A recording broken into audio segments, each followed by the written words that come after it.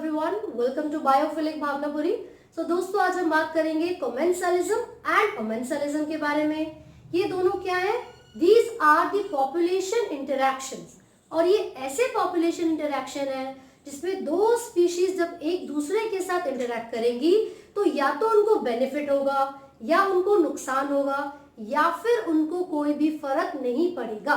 तो सबसे पहले कोमेंसलिज्म से स्टार्ट करते हैं। तो आज का हमारा टॉपिक है कोमेंसलिज्म। क्या होगा इसमें? इसमें एक स्पीशी को बेनिफिट होता है और दूसरी स्पीशी न्यूट्रल होती है। न्यूट्रल का मतलब है ना ही उसको कोई अपेरेंट बेनिफिट है और ना ही उसको कोई ऐसा बहुत बड़ा नुकसान है। तो इसलिए हमने यहाँ पर जीरो से एक्सप्रेस किया है न्यूट्रल को, राइट। तो कोमेंसलिज्म में one species is benefited whereas the another species has no apparent benefit or loss। तो उसका मतलब है वो बिल्कुल न्यूट्रल रहती है, ठीक है। कुछ एग्जांपल्स हम यहाँ पर कोमेंसलिज्म के पढ़ेंगे। जैसे कि एक एग्जांपल है जो ऑर्किड का आपको दिया हुआ है। जो ऑर्किड्स है ये क्या करते हैं? They grow as an epiphyte. Epiphyte क्या है? एपीफाइट किसी भी एक ऐसे प्लांट को बोला जाता है जो किसी दूसरे प्लांट की बॉडी पर चढ़ता है बट वो पैरासिटिक नहीं होगा, ठीक है।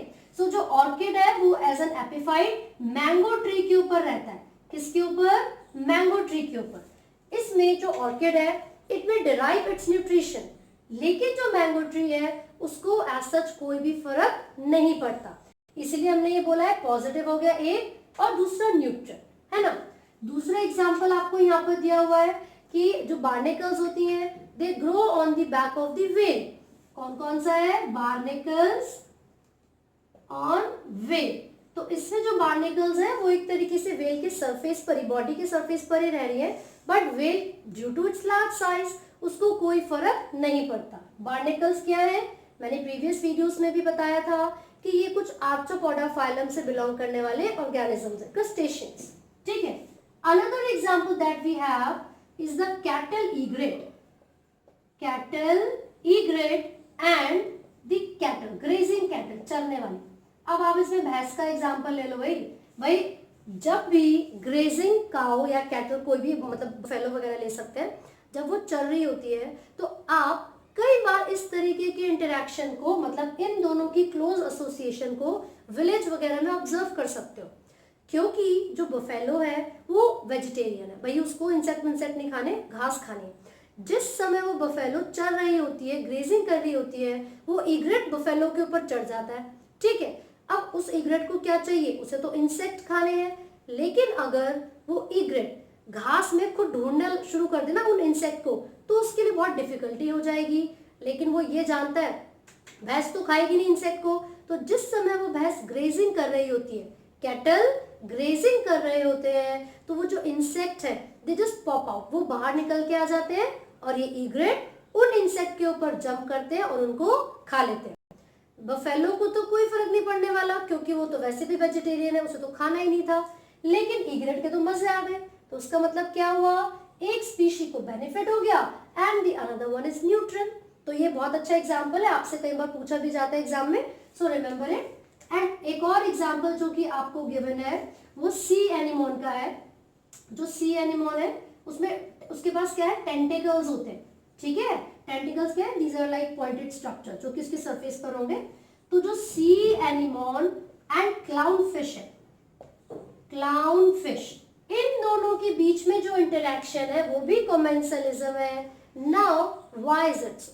ऐसा इसलिए क्योंकि जो सी एनिमोन के टेंटिकल्स होती हैं, ये क्लाउनफिश उनके टेंटिकल्स के बीच में जा जाके बैठ जाती हैं, तो प्रेडेटर से वो अपने आप को बचा लेगी। लेकिन सी एनिमोन को एज सच कोई भी फर्क नहीं पड़ता और वो न्यूट्रल है। तो इसीलिए हमने बोला पॉजिटिव और न्यूट्रल इंटरेक्शन कोमेंसलिज्म होगा। तो यहाँ पर भी इन दोनों के बीच में कौन सा इंटरेक्शन है? कोमेंसलिज्म। क्लियर है? तो यही चारों एग्जांपल्स हैं जो कि आपको कोमेंसलिज्म में पढ़ने हैं। 1 मार्क में आपसे कुछ भी पूछ सकते हैं, ठीक है। सो जो लास्ट टॉपिक है अब पॉपुलेशन इंटरेक्शन का, वो क्या होगा? कोमेंसलिज्म। उसमें क्या है? इसका उल्टा। भाई यहाँ पर एक को फायदा हो रहा है और दूसरी न्यूट्रल। कोमेंसलिज्म में एक को नुकसान होता है और दूसरी न्यूट्रल रहती है। तो फटाफट से लिख लेते हैं पॉजिटिव की जगह हमने यहाँ पर नेगेटिव कर लिया और इंटरेक्शन का नाम है अमेंसेलिज्म। क्लियर है? अब इसके दो ही एग्जांपल्स हैं जो मैं आपको बता रही हूँ, वो आप जरूर याद रखें बिकॉज एनसीईआरटी में ऐसा वो मेंशन नहीं है। तो देखो क्या होगा। एक एग्जांपल तो आपने बहुत अच्छे से सुना हुआ है पेनिसिलियम का। तो जो पेनिसिलियम नोटेटम है, याद आया? पेनिसिलियम नोटेटम एक ऐसी फंगस है जिससे हम एंटीबायोटिक्स को डिराइव करते हैं और उस एंटीबायोटिक का नाम है पेनिसिलिन। ठीक है, जब इसका नॉर्मल लाइफ साइकिल, जब इसकी नॉर्मल ग्रोथ चल रही होती है तो अपनी डेवलपमेंट के दौरान ये एक केमिकल को सिक्रीट करती है जिसको हम पेनिसिलिन कहते हैं। And this chemical does not allow the growth of other bacteria. जो उसके सराउंडिंग में बैक्टीरिया अगर कोई प्रेजेंट भी था तो वो सरवाइव ही नहीं कर पाएगा। क्यों नहीं कर पाएगा? क्योंकि अपने लाइफ टाइम में ये एक केमिकल को प्रोड्यूस कर रही है जिसको हमने पेनिसिलिन का नाम दिया था। And this chemical does not allow the growth of surrounding bacteria. तो इसको क्या फर्क पड़ रहा है? कुछ फर्क नहीं पड़ रहा। ये तो उसकी लाइफ साइकिल का एक फेज है, ग्रोथ हो रही है इसकी। तो लेकिन जो बैक्टीरिया थे वो क्या हो जाते हैं? वो किल हो जाते हैं, वो मर जाते हैं। इसीलिए पेनिसिलियम और बैक्टीरिया के बीच में जो इंटरेक्शन है वो अमेंसेलिज्म। राइट, नेक्स्ट जो एग्जांपल है वो है black walnut tree. Black walnut tree, तो इसमें क्या है? ये क्या करेगा? जो ब्लैक वॉलनट ट्री है वो एक केमिकल को सिक्रीट करता है, जुलेनो करके कुछ उसका नाम है। तो ये इतने ज्यादा टॉक्सिक सब्सटेंसेस को प्रोड्यूस करेगा कि जो उसकी सराउंडिंग में हर्बेशियस प्लांट्स होंगे ना, वो सरवाइव नहीं कर पाएंगे, वो किल हो जाते हैं।